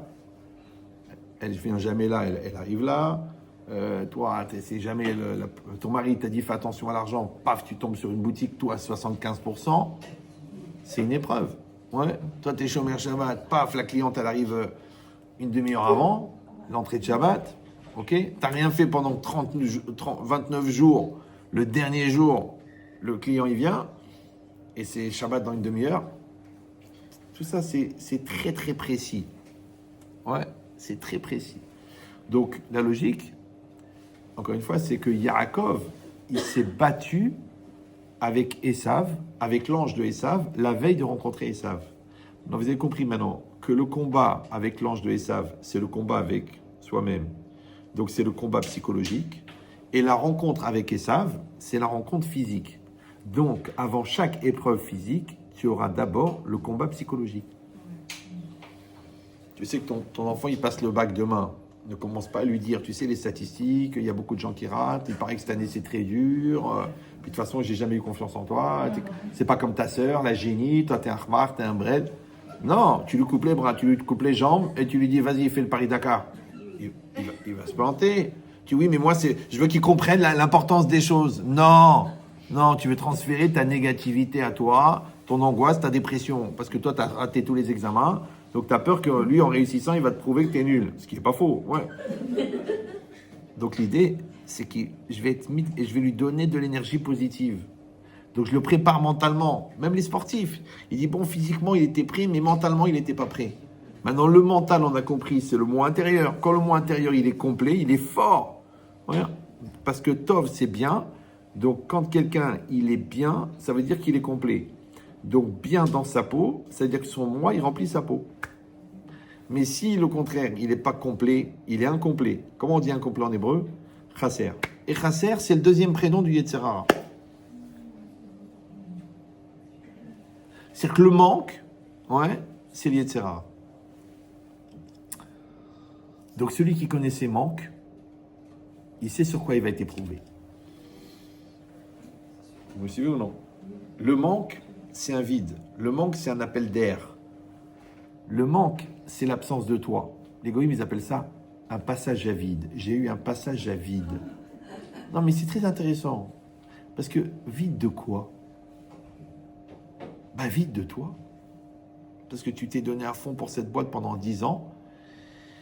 Ils t'ont jeté dehors. Du coup, tu dis alors quoi? Toute ma vie, elle a servi à rien. Et tu t'es senti vide. Et ce passage à vide, ouais, c'est là qu'elle est rentrée, la dépression. C'est là qu'elle est arrivée la collègue de travail, la folle. C'est là qu'est arrivé le projet bizarre de transporter de la cocaïne. Pourquoi c'est rentré chez toi? Parce que tu avais un passage à vide. Le vide est dangereux. Parce que dans la nature, le vide n'existe pas. Donc, dès qu'il y a du vide, automatiquement, ça se remplit. Par exemple, quand on dort, c'est que 90% de la neshama, elle monte. Il y a 10% qui restent. La Gemara dans Brachot, elle raconte qu'il y a un monsieur qui voulait connaître l'avenir. Donc, qu'est-ce qu'il faisait? Il allait dormir dans les cimetières. Donc, quand tu dors, la neshama, elle monte. Qu'est-ce qui rentrait? Les rouchot. Et là, il entendait les morts. Il entendait les morts parler. Pourquoi? Parce que le vide de lui, il a fait rentrer. Dès qu'on dort, vous savez que quand on dort, c'est une petite mort, d'accord? Le corps s'alourdit, le corps s'allonge, la neshama, elle monte. C'est pour ça qu'il ne faut jamais réveiller quelqu'un brusquement, parce que la neshama, elle n'est pas là. Et la neshama, c'est la source de la vie. Donc, comme il reste très peu de la neshama à l'intérieur, il y a du vide. Et dans le vide, il rentre quoi? Le roi Touma. D'accord? Donc, c'est des neshamot ou des anges négatifs qui viennent se nourrir de la kedusha du Israël. D'accord? Et quand la neshama revient dans le corps, Neshama Shechazarta Bi, la Neshama, elle revient et elle repousse le roi Touma. Et quand elle le repousse, il reste un résiduel dans les mains et dans les pieds. C'est pour ça qu'on fait des tilades des mains et que les Kohanim, ils faisaient des tilades des mains et des pieds. Mais le Harizal, il dit que comme on ne sait pas comment enlever la Touma des pieds, donc c'est pour ça qu'on ne fait pas des tilades des pieds. Ça va? Ça va? Je sais, c'est le pied. Alors, donc si c'est ça, donc on a compris, ça c'est très très important de comprendre ça, c'est que, encore une fois, avant de faire le combat physique, on doit faire le combat psychologique. On doit se charger, on doit se briefer, On doit se dire, allez, je vais lui parler, peut-être il va me jeter, peut-être il va s'énerver, c'est pas grave, je l'aime, c'est mon amour, c'est l'homme de ma vie, j'y vais. D'accord? Et tu verras que quand tu es dans un bon esprit, ça se passe bien. Mais quand tu dis, ça va mal se passer, ça va mal se passer, bah au Hachem, ça se passe mal. Bah oui, parce que BDR, Sherod, c'est LLR. Donc ça veut dire que ton appréhension, elle génère un avenir qui est en fonction de l'appréhension. C'est la pensée négative. Voilà. C'est pour ça que j'ai toujours dit que la peur est plus dangereuse que le danger. Les gens ne comprennent pas. Ils me disent, oui, mais j'ai peur. Oui, mais c'est dangereux. Parce que la peur, non seulement qu'elle te met en situation de fragilité, mais en plus, elle attire chez toi l'écueil qui va confirmer, ah bah tu vois, j'avais raison d'avoir peur. Tu t'en sortiras jamais. C'est pour ça que pour ce qu'on peut maîtriser, on a une mitzvah de maîtriser, et pour ce qu'on ne peut pas maîtriser, on est obligé d'avoir la émoula et le bitachon. Donc le bitachon, c'est quoi? C'est le même degré de sérénité que la maîtrise de la situation, sauf que au lieu de mettre la maîtrise de situation entre tes mains, tu as mis la maîtrise de la situation entre les mains de Dieu. Donc je répète, pour les gens qui pratiquent le cerf-volant, sur ce que tu peux maîtriser, tu as une mitzvah d'être à 100% efficace, et pour que sur ce que tu ne maîtrises pas, tu as une mitzvah d'être à 100% entre les mains de Dieu. Maintenant, nous, on appelle ça entre les mains de Dieu. Les goïms, ils appellent ça lâcher prise. Mais lui, eux, ils lâchent prise, ça veut dire qu'ils veulent plus s'occuper, mais ils ne veulent pas le mettre entre les mains de Dieu. Parce que c'est de la moralité, ça pourrait être mal vu, et puis en plus, ils ont fait une croix dessus depuis 2000 ans. Mais l'idée, c'est ça. Ouais, l'idée, je dis, c'est que des sodotes. Hein. Moi, je vous conseille de réécouter le cours en prenant des notes, parce que là, vous attendez la prochaine blague. Mais la vérité, c'est pas vraiment mon projet. C'est pas grave. Je suis pas avec les blagues, c'est mes rappeurs. Mais l'idée, c'est ça. C'est de dire que tout ce que je peux maîtriser, je dois le maîtriser. Et ce que je ne maîtrise pas, je dois le mettre volontairement entre les mains de Dieu. Parce que si je ne peux pas le maîtriser, ça veut dire que ce n'est pas à moi de le faire. Donc c'est automatiquement à lui de le faire. Maintenant, si je dis, écoutez, je suis perdu. La vérité, là j'ai fait mon possible, je ne sais pas quoi faire. Je m'angoisse et je me demande, qu'est-ce qui va se passer? Donc, tu ne l'as pas mis entre les mains de Dieu. Comme tu ne l'as pas mis entre les mains de Dieu, il reste qui? Il n'y a que le Satan. Et en plus, tu as montré ta faiblesse. Donc, il va utiliser ta faiblesse, puisqu'il utilise tes manques, et il va t'amener un échec. Et dans l'échec, qu'est-ce que tu vas faire? Aodon Kolo, tu vas confirmer que, voilà les problèmes, et voilà les conséquences. Évidemment, comme tu n'as pas construit ton moi, tu vas transférer. Tu vois, c'est ça ton éducation. Voilà. Tu ne m'as pas écouté. Voilà. Je t'ai dit, tu n'as pas fait ce qu'il fallait. Ok. Tu vois, c'est ton manque de confiance qui crée la khla dans cette maison. Mais JG, ça veut dire jeune bébé. On est deux. Et je vous ai dit que la croyance, c'est d'accepter que la réalité qui est en face de moi est adaptée à moi. Maintenant, c'est quoi le grand réflexe quand on est troublé par la réalité? C'est de chercher quelqu'un à accuser. Ça s'appelle le bouc émissaire. On est au courant, nous, ça fait 5000 ans qu'on est le bouc émissaire. Ouais, peut-être à cause du bouc, ou l'émissaire, je ne sais pas. Bon. Eh bien, je vous donne le secret. Quand tu es seul dans une situation, tu es concerné à 100% par 100% de la situation. Ça va? Quand on est deux dans une situation, ça veut dire qu'on est concerné à 100% chacun par 50% de la situation. Quand on est trois, ça veut dire qu'on est concerné à 100% par 33%. Nous deux, on a un problème avec notre fille. Moi, j'ai un problème avec ma fille, c'est ma fille. Toi, tu as un problème avec ta fille, c'est ta fille. Elle a un problème avec la situation. On a 33% chacun. Mais ces 33%, on doit les vivre à 100%. Maintenant, les trois quarts des gens, je ne veux pas faire de généralité parce que c'est plus de 90%. Ouais. Au lieu de s'occuper de leurs 33%, ils s'occupent des 33% de l'autre. Il faut un transfert de culpabilité, transfert de responsabilité, et il y en a qui l'ont réussi, transfert d'existentialité. Ça veut dire que je reproche à l'autre de ne pas exister à ma place. Vous suivez ou non? C'est comme des gens qui me harcèlent, et quand je leur dis je n'ai pas la disponibilité mentale de m'occuper de votre cas qui est très très lourd, parce que depuis un an, je garde les forces pour les conférences, mais je n'ai pas la force d'écouter tous les trucs et tout. Et bien l'autre, elle me dit, c'est vous et votre conscience. Non, mais elle croit que genre, je vais avoir mal au cœur. Je lui dis, mais conscience, vous l'écrivez en combien de mots? Parce que chez vous, ça a l'air d'être une science. Tu veux me déstabiliser? Moi, j'ai 64 ans, ça fait 54 ans que je réfléchis. Je crois que maintenant, avec ta petite remarque à 2 balles, qui est juste le transfert de ta nullité, parce que si tu as besoin de moi, c'est que tu n'as pas fait ton travail. Et maintenant, toi, tu veux que je le fasse à ta place. Et tu me reproches de ne pas le faire à ta place. Moi, je vais faire le travail à ta place. Dis-moi, quand je vais aux toilettes, c'est toi qui viens pour m'aider? Oui. Chacun la sienne, c'est connu. D'accord? Donc, dans cette logique-là, il faut très, très, très vite gagner la course de la maturité, parce que sinon, tous les événements, ils vont être interprétés par ton immaturité. Alors, pourquoi c'est difficile? C'est marqué dans le Passouk.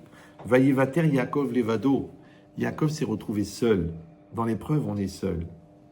Dans le problème, on est seul. Dans la question, on est seul. Dans le malheur, on est seul. Dans la maladie, on est seul. Alors c'est vrai, il y a le groupe, il y a l'ambiance, il y a la famille, il y a les télim, mais au fond, tu es seul. Oui. Pourquoi on est seul? Pourquoi faire? Alors je donne le secret. C'est marqué batterie faible, là. C'est normal? Attendez. C'est lequel? Alors je peux peut-être vous aider. Exceptionnellement. Ça fait de la peine que ça s'arrête. Il est 10h moins 10. Hein, si vous sentez que... Ah non, mais c'est pas un iPhone. Ah, j'ai pas le câble. Moi, c'est un iPhone. Non, celui-là, c'est pas un iPhone. C'est pas bien ça. Ça avance ça? Ah, je sais pas. En tout cas, c'est pas la bonne prise. C'est à cause de la coque? La coque? Non, non. Non, non, ça se voit que c'est pas bon. C'est iPhone, ça? Oui. Ah, j'ai compris. De près.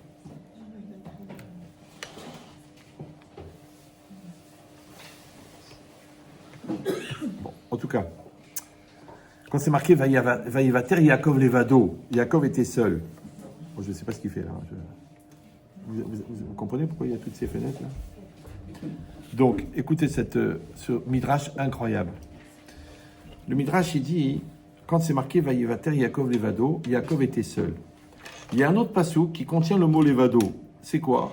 C'est Kinisgav Hashem levado. Vous connaissez la chanson, ouais? Kinisgav Hashem levado. Alors de quoi on parle? On parle qu'à la fin des temps, quand Mashiach va venir, alors Hashem, tout le monde va mourir, vous êtes au courant. Et après que tout le monde va mourir, il va y avoir la Triat Hametim, la résurrection des morts. Maintenant imaginez cette situation où tous les hommes sont morts et il n'y a que Hashem qui est seul, qui est là. C'est ça qui nisgav Hashem levado. D'accord? Et ici, c'est marqué Vayevater Yaakov levado. Et là, le Or Gedaliahu, c'est un livre extraordinaire, il dit un chidouche incroyable dans ce midrash. Il dit de la même manière, attention, c'est un peu violent, de la même manière que, à un moment de la Triat Hametim, Hashem va être seul sans les hommes, puisqu'il n'y a plus d'hommes. De la manière ici, Yaakov, il était seul sans Hashem. Vous avez compris ou non? Levado, seul, ça veut dire sans Dieu. Vous allez me dire, mais attendez, mais ça veut dire quoi Hachem, il n'est pas là? Hachem, il est tout le temps, il est omniprésent, il est partout, il est le constituant du monde.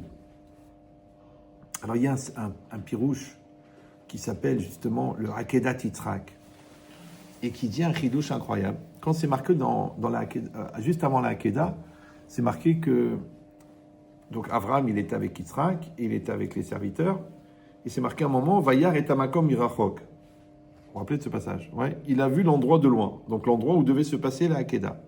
Mais le Midrash, il dit non, Makom là-bas, c'est Hachem.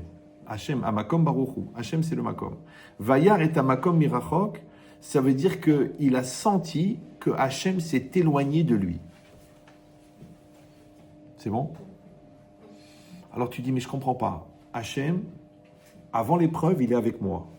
Après l'épreuve, il est encore plus avec moi. Comme après la Hakeda, Hachem, il a dit, Vata yadarti she'yireh Elokim ata. Maintenant, je sais que tu crains Dieu. D'accord? Donc Hachem, il est avec toi avant, il est avec toi après. Mais au moment de l'épreuve, il te laisse tomber. C'est bizarre. C'est ça l'évado. Yaakov était l'évado. sans Hachem. Pourquoi? Alors le Akedat Yitzhak qui dit qu'une personne, quand elle a une épreuve, Hachem la quitte effectivement, il lui reste que sa crainte de Dieu et sa Torah. Donc vous avez compris, s'il a intégré sa Torah et s'il a développé sa crainte de Dieu. Mais s'il n'a pas intégré sa Torah et il n'a pas intégré sa crainte de Dieu, automatiquement il lui reste rien. Le mec il a fait 5 ans d'Yeshiva, bon, il va à Disneyland, ok. Et il y a Christine qui lui fait des clins d'œil parce qu'il est très mignon. Du coup, il a enlevé la kippa parce que Jean Chilou Lachem. Et ce copain lui dit, je comprends pas, tu as fait 5 ans d'Yeshiva.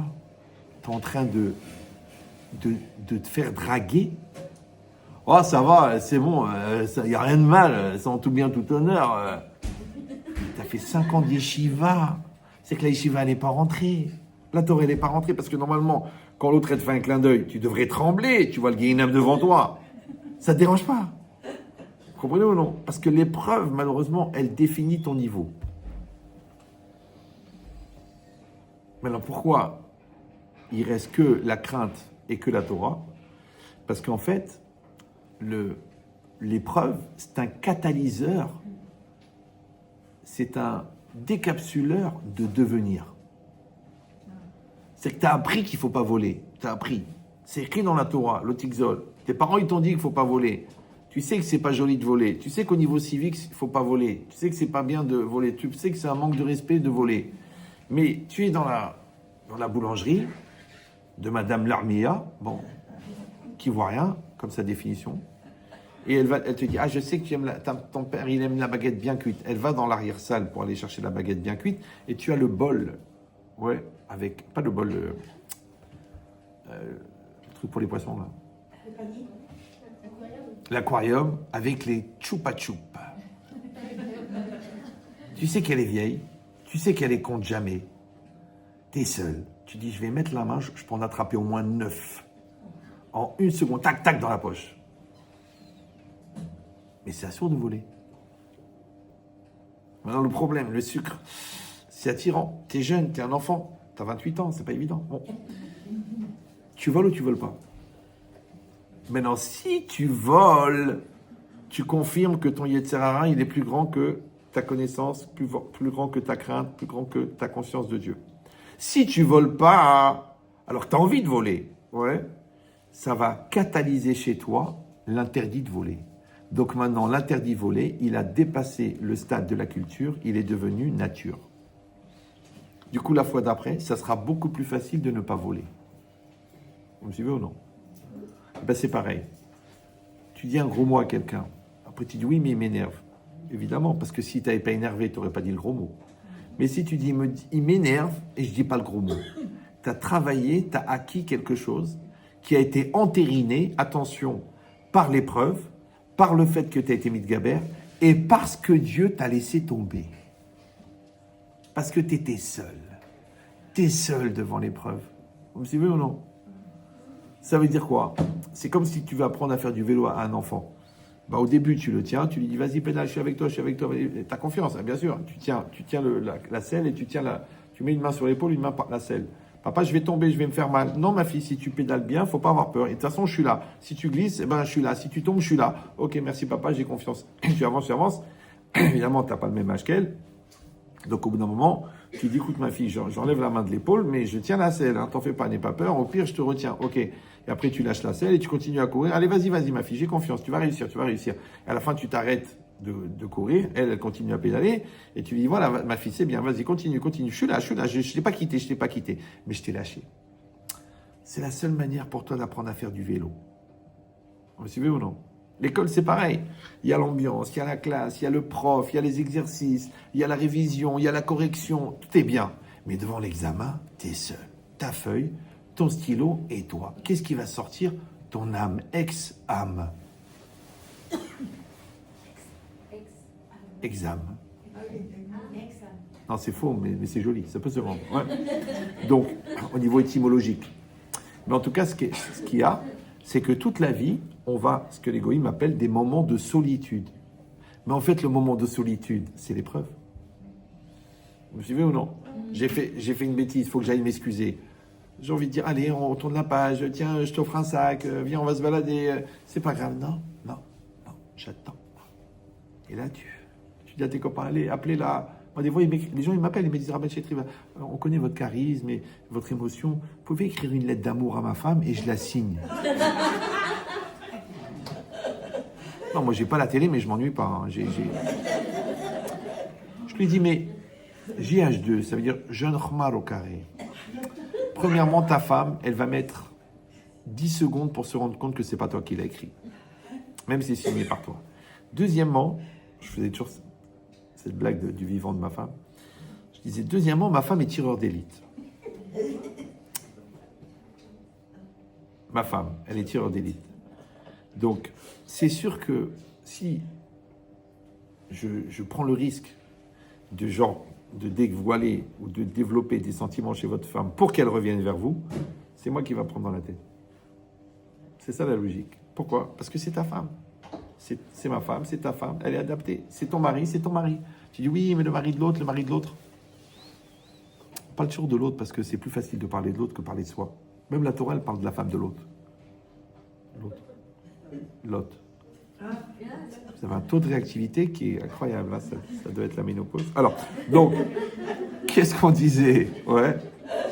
On disait, non, c'est pour vous réveiller un petit peu. Ce qu'on disait, c'est que dans l'épreuve, on est seul. Mais dans cette solitude, bizarrement, quand on l'assume, elle nous rend forts. C'est pour ça qu'il y a des gens qui se sentent bien seuls. Il y a des gens qui ne supportent pas d'être seuls. Toujours quelqu'un au téléphone, toujours la télé allumée, l'ambiance, on sort à plusieurs, on va en vacances ensemble, on fait un resto à 10, à 15. Pourquoi tu n'es pas bien seul? Mais alors, bizarrement, les gens qui sont bien seuls, tout le monde veut être proche d'eux. Ils veulent leur raconter leur vie, alors qu'ils n'ont rien demandé. Attends, t'as ta vie, ah non, j'ai des trucs sur le cœur, il faut que ça sorte, j'ai besoin de te parler, j'ai besoin de te... Tu dis non, je suis bien, moi je suis bien, toi t'es bien, tout, il va très bien. Par contre, les gens qui ont besoin des autres pour exister, bizarrement, les autres les fuient. Ça s'appelle les pots de colle, ça s'appelle les blatas, les Allah, ouais. Les shkoumoun, ouais. Et pourquoi c'est comme ça? Parce que quand tu es plein, ouais, tu attires le plein et le vide. Mais quand tu es vide, tu peux pas attirer le plein. C'est logique. Donc, quand on parle de la solitude, de l'épreuve, oui, en vérité, encore une fois, cette solitude, elle est faite pour que j'atteigne ce qu'on appelle en français l'autonomie. Mais si moi, j'ai besoin du regard de l'autre, j'ai besoin du conseil de l'autre, j'ai besoin des forces de l'autre, j'ai besoin du renforcement de l'autre, j'ai besoin... Ça veut dire que je suis tout le temps, j'ai besoin du regard de l'autre, j'ai besoin du compliment de l'autre. Donc, je ne suis pas en autonomie. Et c'est dangereux de ne pas être en autonomie parce que quand vous montrez votre dépendance à quelqu'un, l'autre devient dealer de votre pouvoir existentiel. C'est pour ça que la première dose, le dealer, il la donne toujours gratuit.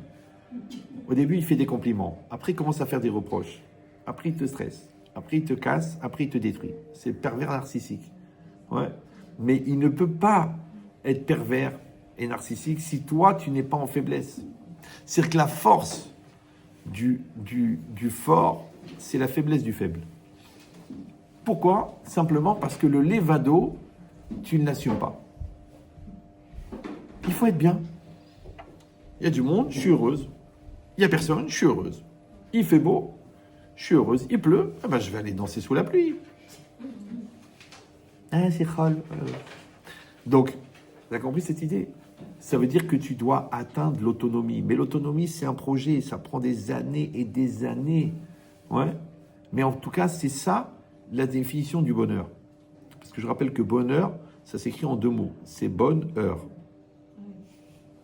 La bonne heure, c'est que tu es à l'heure. L'heure, en hébreu, c'est le zman. Le zman, c'est mezouman. Mezouman, l'école d'Avar. Donc, chaque zman ou les mezouman. Donc, chaque temps, c'est un présent. Le présent en hébreu, c'est ové. Et ové, c'est aussi le verbe être. La racine du verbe être, liot. Ça veut dire que quand je vais être, c'est ça le présent. Vous savez ou non? Vous faites partie de mon présent. Ça va? Parce que je suis. Mais si je fais semblant, j'ai pas de présent. Donc vous non plus, vous n'êtes pas présent. Vous êtes là. Si vous êtes là pour évoluer, pour grandir, vous répondez présent. Si vous dites, bon, il est sympa, il n'est pas très marrant ce soir, bon, il faudrait qu'il finisse parce que j'ai la babysitter qui va partir. Donc vous n'êtes pas présent, parce que vous avez la tête ailleurs. Il n'y a pas de ricouse, il n'y a pas de concentration, il n'y a pas de 100%. Or, vous savez que le nombre de secondes à vivre, il est compté. Le nombre de situations, le nombre de respirations. Donc, il faut vivre à 100% chaque seconde de sa vie. C'est ça, Avraham Baba Yamim, il est venu avec ses jours. Ouais, il n'est pas avancé dans les jours, il est venu avec ses jours. Maintenant, j'ai 1 heure avec mon fils, 100%. J'ai 1 heure avec mon mari, 100%. Maintenant, je vais aller dormir, 100%. Maintenant, je prends un bain, 100%. Je dis non, mais j'ai honte de prendre un bain parce que les enfants, ils sont pas couchés, ils sont pas... T'es une maman. En plus, tu travailles, double peine. D'accord? Donc, tu peux prendre un bain. Et quand tu prends ton bain, tu te vides la tête, tu te détends, tu te mets une musique et tu parles à Hachem. C'est bien. Il faut se couvrir. Ouais. Mais l'idée, c'est ça. C'est que tu vis à 100%. Ce vécu à 100%, il est l'évado et bénéfique. Vous me suivez ou non? C'est-à-dire que la dimension anxiogène de la solitude, elle vient seulement parce que le moi intérieur n'est pas construit. Mais quand le moi, au niveau psychologique, au niveau spirituel, au niveau équilibre, il est construit, le lévado, il est reposant. Pour ça, de temps en temps, tu dis, ça fait du bien. Tu as passé un Shabbat avec les 14 petits-enfants, quand ils s'en vont, quelque part, ça fait du bien. Ça s'appelle le bruit du silence. On les aime, mais bon, heureusement qu'ils habitent ailleurs. Ouais. C'est pas grave. C'est pas de l'égoïsme. C'est que tu as besoin. Tu n'as plus l'âge d'entendre des cris pendant 3 heures sous prétexte qu'ils sont en bonne santé. Donc, dans cette logique-là, on a compris que Yaakov, il s'est battu, toute la nuit. Avec qui? L'ange de Esav. Où ça? Dans une solitude. Cette solitude, en vérité, ça va être la solitude de Yaakov pendant les 2000 ans de l'exil.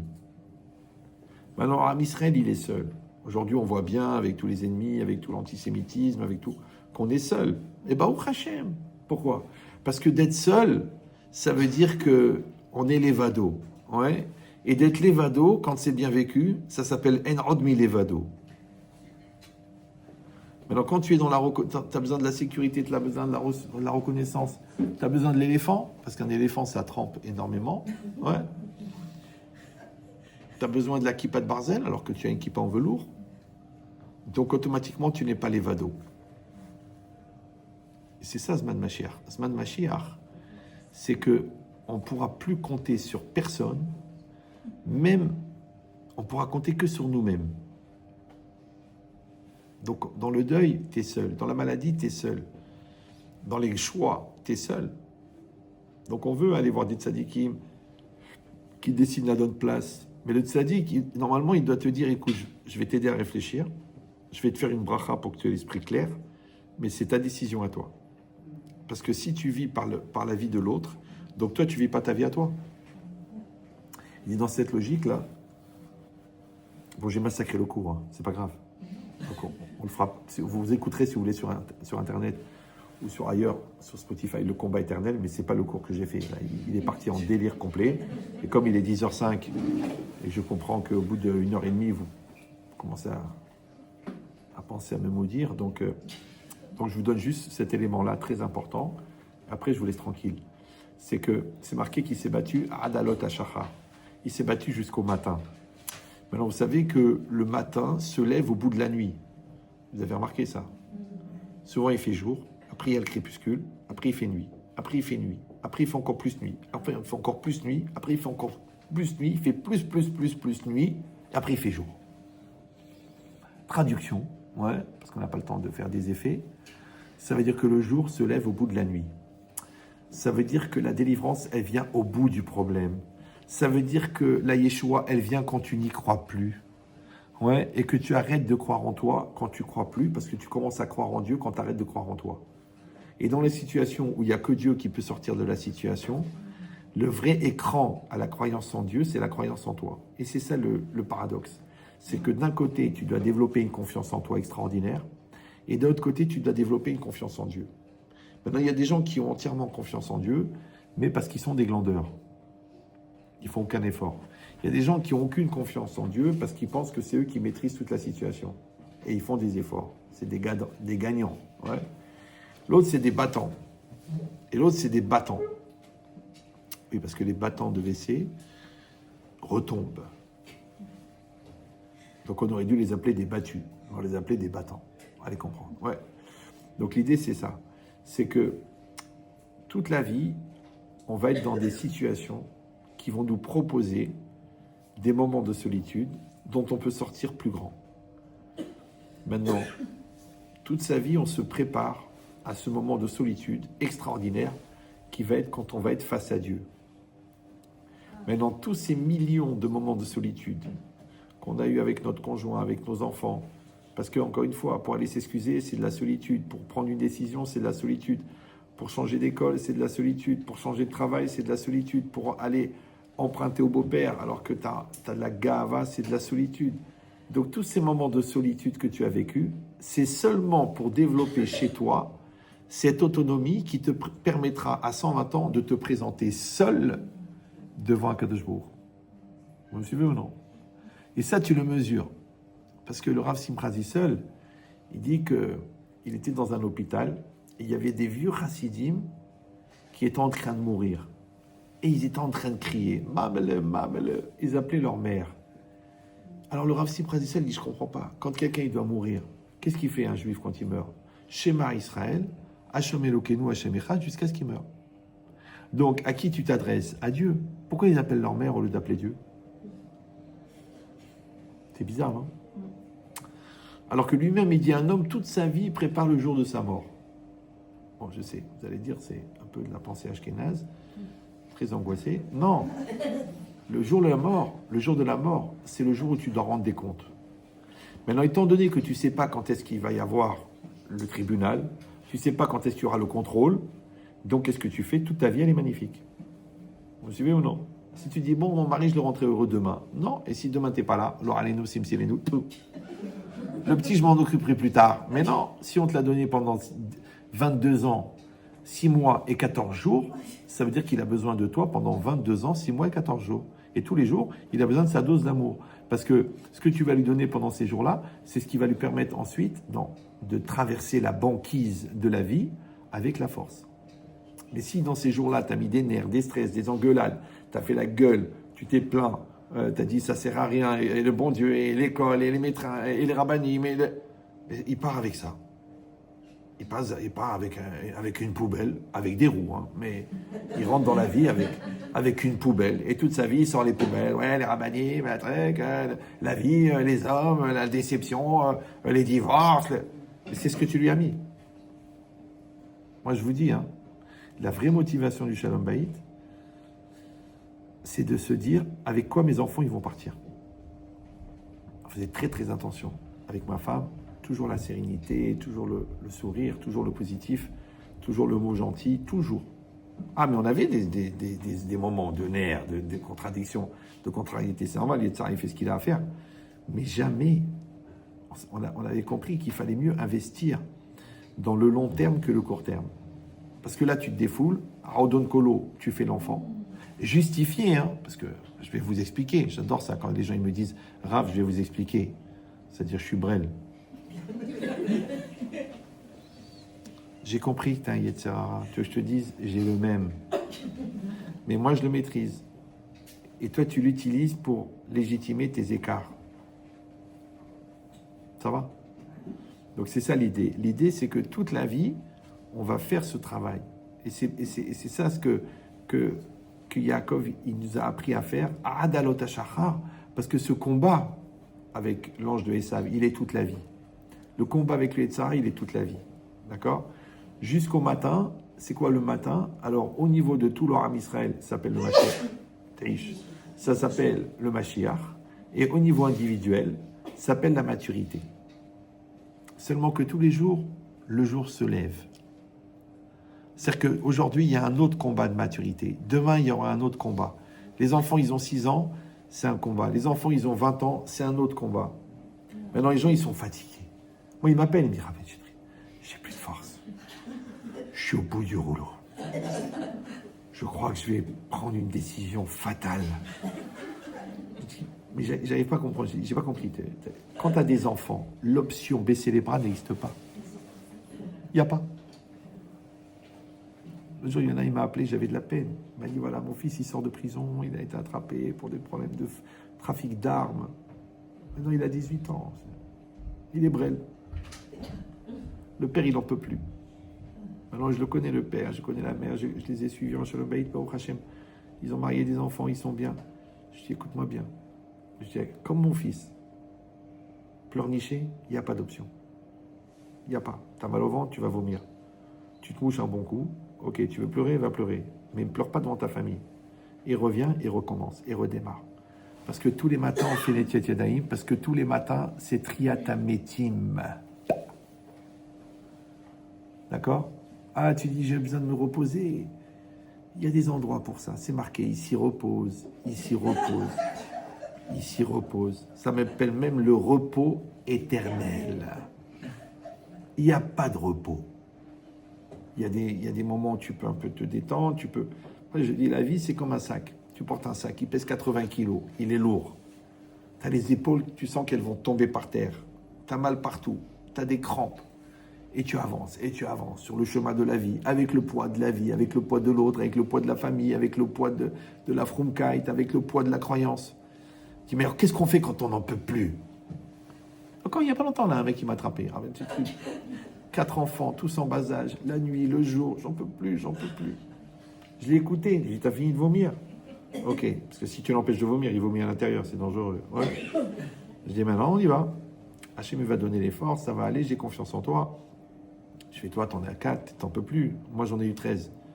Ma femme, elle m'a dit, Iria, c'est la première fois en 10 ans que je fais une nuit complète. Et toi, tu te plains parce que ça fait 2 mois qu'il ne dort pas, le petit. Et l'autre, il est à l'hôpital parce qu'il a une tumeur au cerveau et la maman et le papa, il n'y a aucun espoir, ils sont là tous les jours. Et toi, tu pleures parce qu'il a du reflux. C'est peut-être toi qui as du reflux à faire la gueule. Tu as des remontées de Ramba. Ouais.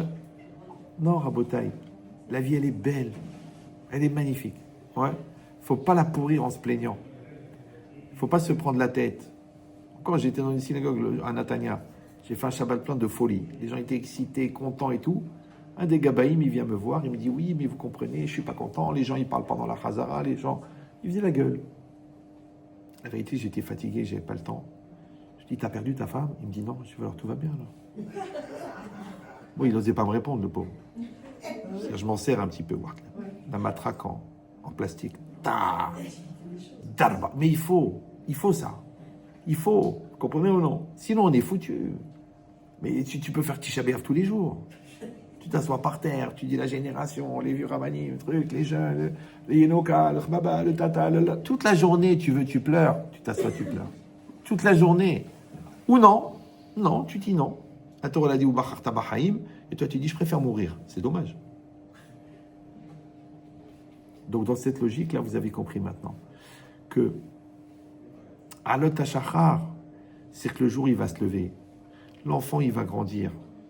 Ta femme elle va comprendre. Ton mari il va évoluer. La maladie, si Dieu veut, elle va passer. Et si elle passe pas, tu regarderas ce que tu as eu au lieu de regarder ce que tu as perdu. Ouais. Mais toujours, le jour se lève. Mais au bout de la nuit. Donc la vraie question, c'est comment tu vis la nuit. Ah ben c'est très simple. Pour le jour, il y a une mitzvah de dire merci. Et pour la nuit, puisque la nuit c'est rocher, la nuit c'est laïla, la nuit on voit pas. Et quand on voit pas, qu'est-ce qui reste? L'aïmouna. Je dis, ce que tu vois, tu le vois. Ce que tu vois pas, tu le crois. Donc la croyance, c'est l'outil de relation avec ce que tu ne vois pas. Ce qui est la base de toute la religion. Toute la religion, c'est quoi? C'est une relation avec ce qui ne se voit pas. Tu vois le mikvé, mais tu vois la pureté, tu vois rien. Tu rentres dans le mikvé, tu as l'aïmouna que ça amène la pureté. Tu vois les tefilines, mais tu vois pas les conséquences. Tu vois le maaser, mais tu vois pas que ça t'amène la richesse. Toi, tu crois. Tu crois. D'accord? Maintenant, pourquoi est-ce qu'on a besoin de croire? Parce qu'il faut savoir que Dieu n'est pas visible. Donc, tu ne peux que le croire.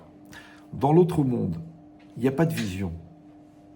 Donc, ce que tu as perçu Parce que tu vas percevoir au lieu de voir. Ouais. Et cette capacité que tu as développée à percevoir, parce que tu ne peux pas le voir, ça permettra dans l'autre monde de le voir. C'est comme l'aveugle, il ne voit pas, mais il entend très bien. Donc, ça veut dire l'atrophie d'un sens, elle développe l'autre. Donc toi, quand tu vas casser ta tendance à être dépressif, tu vas avoir une simcha de folie. Mais pas la méthode Coué, je vais bien, je vais bien, je vais bien. Non, ça c'est la vodka, ça n'a rien à voir. Ouais. Parce que tu as lutté contre. Ouais. Tu dis, tiens, je vais chercher que les qualités de mes enfants. Mais il y a des défauts. Non, non, non, laisse tomber les défauts, laisse ça pour le psy. Toi, tu dis, moi, je vois que les qualités. Que les qualités. Avec ma femme, on se bagarrait quand il y avait les réunions de parents, tout ça. On a traumatisé les directeurs. Ma femme, elle leur disait, si vous dites un mot négatif, je sors. Elle n'en pouvait plus. 13 gosses. Alors l'autre était perdue parce qu'elle avait du négatif à dire. Bon, ce qui est un transfert de la nature. Bon. Elle dit, dites-moi ce qui va bien. Il n'est pas complètement demeuré. Oui, mais enfin, on est là pour l'améliorer. C'est ça, améliorer? Sur le négatif? Dites-moi le positif.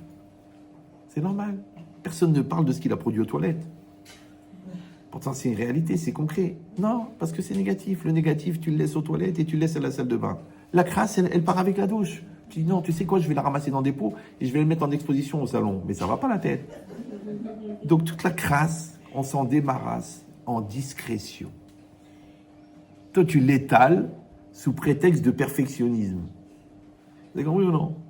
À votre taille, c'est pas shoot que on va traverser l'hiver, on va traverser la galoute, on va traverser les catastrophes, on va traverser l'antisémitisme. Pourquoi? Parce que on sait que le jour va se lever. Maintenant, la capacité des béné Israël à traverser la galoute de 2000 ans, c'est parce que Yaakov Avinu, il a traversé la galoute. Parce qu'il a traversé les 22 ans chez Lavan, qui n'avait aucun humour. Ouais. Donc, et comme Maaseh Avot Siman Labanim, les actes des pères sont des signes pour les enfants, ça veut dire qu'on est très content d'avoir Avram Avinu et Yaakov Avinu et Yitzhak Avinu qui ont fait ce travail pour nous, mais il faut savoir que nous aussi, on est en train d'écrire le Sefer Torah du Mashiach, et dedans, on est en train d'écrire nos actes à nous, et nos efforts à nous, et nos peurs à nous, et nos angoisses à nous, et nos réussites à nous. Parce que la Gemara dit, si Aaron il avait su qu'on allait écrire dans le Sefer Torah qu'il allait laisser faire le veau d'or, il se serait fait tuer. Mais nous, on dit, ah, tu vois, il aurait dû réfléchir à Aaron. Mais nous aussi, on est en train d'écrire un Sefer Torah. Vous savez que tout ce qu'on fait, tout ce qu'on dit, tout ce qu'on pense, c'est filmé, vous êtes au courant. Donc c'est quoi Alot HaShachar? Le jour va se lever. Maintenant, tous les jours, il se lève. Mais quand tu es mort, ça se lève devant Hachem. Et Hachem, il dit alors, qu'est-ce qu'on fait? Comment tu veux qu'on te juge? Comment tu veux qu'on te considère? Ouais. En français, ça s'appelle la responsabilité, qui est le fruit de la maturité, qui s'appelle la Hirat Shamayim. Donc on a compris que Yaakov Avinu, c'est lui qui nous donne le modèle. Ouais. C'est lui qui nous... C'est pour ça que son visage, il est gravé sur le trône céleste. C'est lui qui nous donne le modèle. Parce que c'est comme ça qu'il faut se conduire. C'est pour ça que Yaakov Avinu, on est des béné Israël. On n'est pas des béné Avram et des béné Yitzhak, vous êtes au courant. Ouais. Maintenant, pour créer un Yaakov, il fallait un Avram et un Yitzhak. De la même manière, nos enfants, ils sont le fruit du père et de la mère. Donc moi, je vais donner le meilleur de moi, elle va donner le meilleur d'elle-même, et l'enfant, il va sortir le meilleur de lui-même. Parce que c'est ça le projet. Ah, maintenant, il va passer par des difficultés, la scolarité, les nerfs, la surpopulation, ils sont 6 dans la chambre, les brimades, il est en surpoids, les gens se moquent de lui. Il va passer son obscurité. Adalot HaShachar. Ouais. Tu le vois maintenant, il a 20 ans, il a 22 ans, 23 ans. Il est équilibré, il est tzaddik, il est bien dans sa peau, il est heureux dans son corps, il a une kala extraordinaire. Il est milliardaire en dollars. Tu as gagné ta mission. Tu l'as accompagné dans son passage de l'obscurité vers la lumière. C'est vrai qu'il y en a qui habitent à Londres et qui déménagent en Israël parce qu'ils passent de Londres à la lumière. C'est pas grave. Voilà. Hazak ou Barour. Encore une fois, j'ai pas fait le cours. Hein.